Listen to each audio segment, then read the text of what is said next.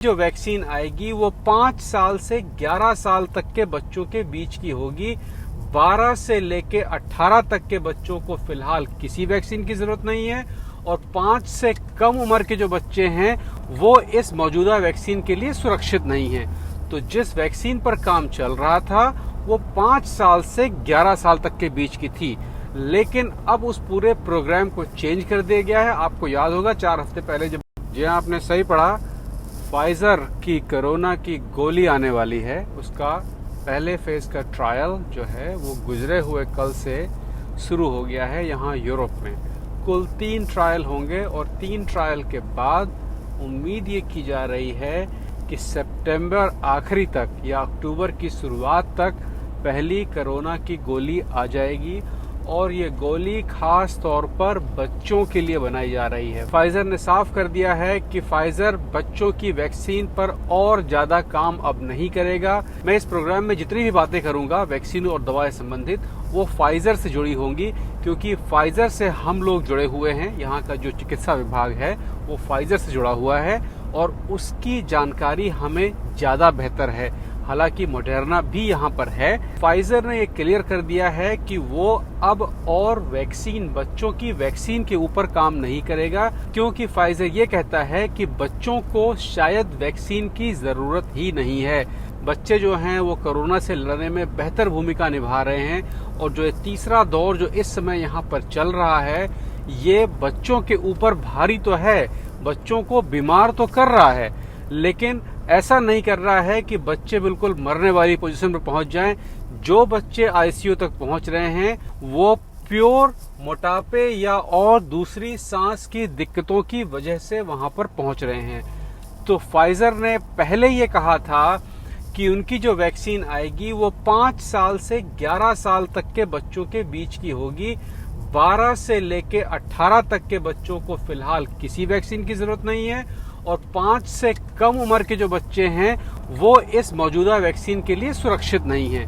तो जिस वैक्सीन पर काम चल रहा था वो 5 साल से 11 साल तक के बीच की थी, लेकिन अब उस पूरे प्रोग्राम को चेंज कर दिया गया है। आपको याद होगा 4 हफ्ते पहले जब मैंने अपने आप को इन्फेक्ट करवाया था, ये सब उसी कार्यक्रम से संबंधित बातें हैं। फाइजर जिस टैबलेट पे काम कर रहा है वो 3 रूप में आएंगी। यहाँ पर जो टेस्टिंग के लिए आ गई हैं वो 3 रूप की, यहाँ पर वो टेस्टिंग के लिए आ गई हैं। जैसे ही हमें इजाजत मिलेगी हम आपको दिखाएंगे भी कि वो देखने में कैसी हैं। 3 तरह की गोलियां हैं, एक गोली खाने वाली, एक गोली चिपकाने वाली, एक गोली शरीर के अंदर डालने वाली। इन तीनों के बारे में बताएंगे आपको। 3 तरह की गोलियां बनाई है, क्योंकि अगर बच्चा बहुत बीमार है तो वो गोली खा नहीं सकता है, तो उसको गोली चिपकाने वाली या शरीर के अंदर डालने वाली, वो कैसे क्या होती है अभी बताऊंगा मैं आपको। भूल जाऊं उससे पहले एक बार फिर आप ये सुन लें, क्योंकि अभी आपके यहाँ भी शुरू होने वाला है बहुत जल्दी वैक्सीन प्रोग्राम, और ये बच्चों के लिए फलाना और ढिमाका जो है। फाइजर और मॉडर्ना जो कि वैक्सीन की सबसे अग्रणी संस्थाएं हैं विश्व में, उनके हिसाब से वो दोनों एक्चुअली, फाइजर पहले कर रही थी, मॉडर्ना अभी भी कर रही है। 5 से 11 साल के जो बच्चे हैं केवल उनको ही वैक्सीन की जरूरत पड़ेगी।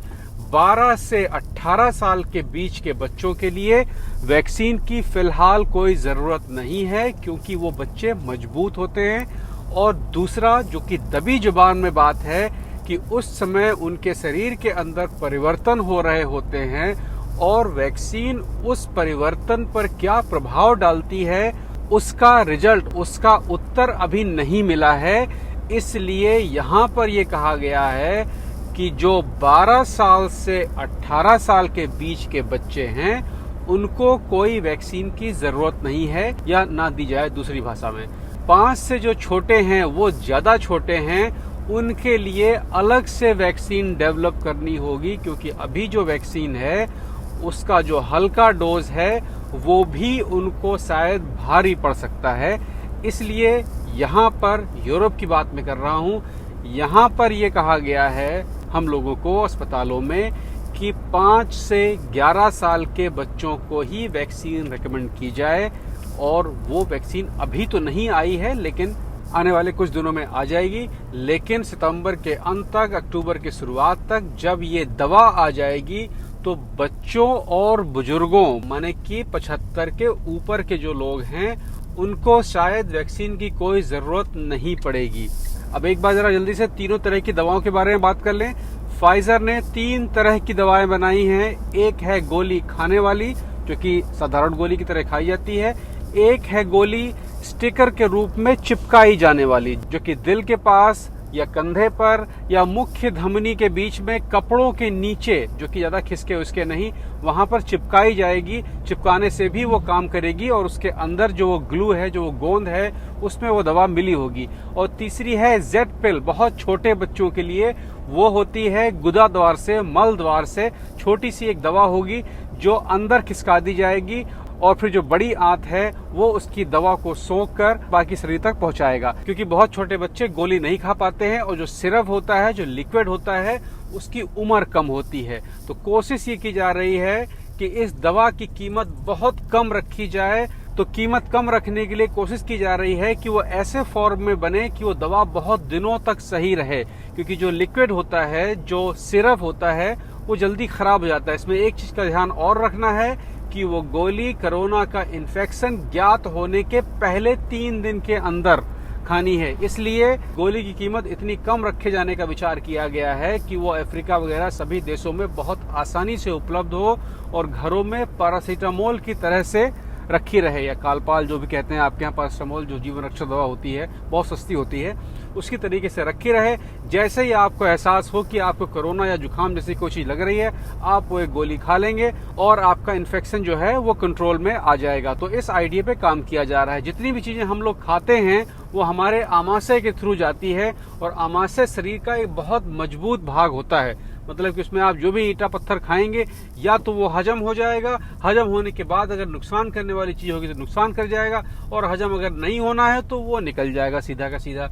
लेकिन जो टीका होता है वो खून में जाता है, उसमें जो बीच का फिल्टर है वो नहीं होता है। इस गोली, इस स्टिकर या इस शरीर में डालने वाली टैबलेट जो है, उसका क्लिनिकल ट्रायल, मतलब अस्पताल का ट्रायल, हमारे अस्पताल में भी गुजरे हुए कल यानी बृहस्पतिवार से शुरू हो गया है। हमारे यहाँ बुजुर्गों के ऊपर चल रहा है। ये जो गोली है खास तौर पर बिल्कुल नवजात शिशु से लेके 18 साल तक के बच्चों और 75 के ऊपर के जो बुजुर्ग हैं उनको ध्यान में रख के बनाई जा रही है। हालांकि वो लोग भी जिन्होंने टीकाकरण नहीं करवाया है वो लोग भी इसको ले सकते हैं, लेकिन ट्रायल में बच्चे और बुजुर्ग होंगे। पहला फेज बुजुर्गों के ऊपर चल रहा है, उसके बाद फिर बच्चों पे आएगा। मैंने इजाजत मांगी है, परमिशन मांगी है, जैसे मिल जाएगी आपको दिखाएंगे कि गोली दिखती कैसी है। खास तौर पर मेरा सबसे इंटरेस्ट है चिपकाने वाली गोली, जो पीछे स्टिकर जैसा होता है, चिपका दिया जाता है 3 दिन के लिए और वो अपना काम करता रहता है। ये बिल्कुल नया तरीके का मेडिकेशन है। खास तौर पर बुजुर्गों के ऊपर ये बहुत कामयाब है। बहुत सारी ऐसी दवाइयां होती हैं जो जबान के नीचे रखी जाती हैं, तो उसको जबान के नीचे न रखने की जगह पर पीछे पीठ पे या दिल के पास चिपका दिया जाता है। तो आज का यहीं तक का था। अपना ख्याल रखिए। हम लोग काम कर रहे हैं, जो प्रेगनेंसी का व्लॉग है उसकी तैयारी कर रहे हैं। बहुत जल्दी उससे संबंधित प्रोग्राम शुरू होंगे। आपके सवाल इकट्ठा हो रहे हैं, आपके सवालों के हिसाब से वो प्रोग्राम बनेगा। जितने अच्छे सवाल आप भेजेंगे उतना ही और इंटरेस्टिंग बढ़िया प्रोग्राम बनता चला जाएगा। तो प्रेगनेंसी का, जो मेरे घर में बेबी आने वाला है, बच्चा आने वाला है, उसका पूरा का पूरा कवरेज आने वाला है। कुछ DIY प्रोजेक्ट भी आने वाले हैं।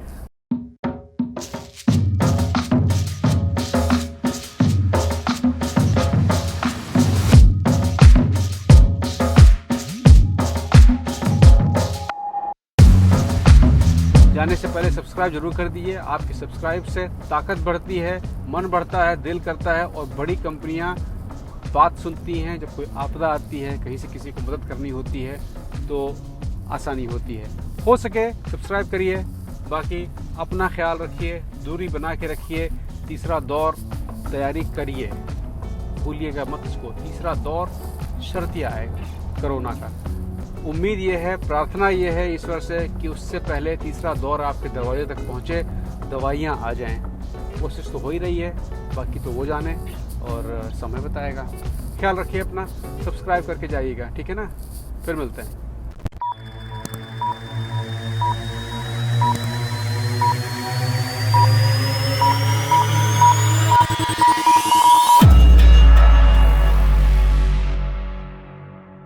भैया सीजन 2 लैपटॉप गिव अवे शुरू हो गया है। करना इसमें कुछ खास नहीं है, सिर्फ अपना नाम लिख के भेज देना है। एक बार लिख के भेज दिए हैं, दोबारा लिखने की जरूरत नहीं है, वो नाम अपने आप चला जाएगा। सिर्फ आपको लिखना है कि मैं विद्यार्थी हूँ। अगर आपकी उम्र 12 से 30 वर्ष के बीच में है और आप किसी भी तरह का विद्या अर्जन कर रहे हैं तो आप इसे पा सकते हैं। उन लोगों को, उन आईडीज को जिनको पिछले गिव अवे में लैपटॉप मिल चुका है, उनका नाम इस बार शामिल नहीं होगा। बाकी सबका वेलकम है।